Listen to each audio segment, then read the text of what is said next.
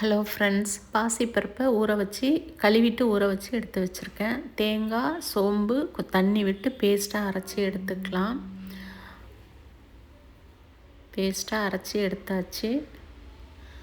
சின்ன வெங்காயம், பச்சை மிளகாய், தக்காளி, கருவேப்பிலை, பூண்டு எல்லாத்தையும் கட் பண்ணி வச்சுருக்கேன். பீட்ரூட்டையும் க்ளீன் பண்ணி கட் பண்ணி வச்சுருக்கேன். ஒரு குக்கரில் எண்ணெய் விட்டுட்டு கடுகு, உளுத்தம்பருப்பு போட்டு தாளித்தோன்னே பீட்ரூட்டு, குழம்புத்தூள், உப்பு, மஞ்சத்தூள், பாசிப்பருப்பு, தண்ணி விட்டு ஒரு 5 விசில் விட்டு எடுத்துக்கிட்டேன். இது கெட்டியாக இருந்த மாதிரி இருந்தது பீட்ரூட்டு, அதனால் நான் ஒரு 5 விசில் விட்டு எடுத்தாச்சு.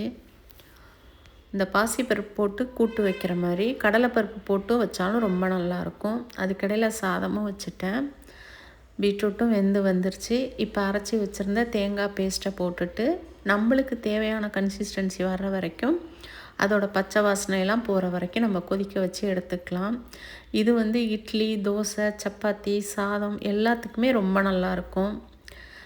இந்த பாசிப்பருப்புக்கு பதில் கடலைப்பருப்பு போட்டாலும் ரொம்ப டேஸ்ட்டாக இருக்கும். அப்போ இஞ்சி பூண்டு பேஸ்ட்டு கொஞ்சம் சேர்த்துக்கலாம் கடலைப்பருப்பு போடுறப்ப. நான் இன்றைக்கி இது மாதிரி தான் கூட்டு வச்சுருந்தேன். அன்றைக்கி சிம்பிளாக இந்த கூட்டு, அப்பளம், மோர் மிளகா அவ்வளோதான் அன்றைக்கி லஞ்சுக்கு. ரொம்ப ஈஸியாக ரெடி பண்ணிடலாம். டேஸ்ட்டாகவும் இருக்கும், நல்ல ஹெல்த்தியாக இருக்கும். ட்ரை பண்ணி பாருங்கள். தேங்க்யூ.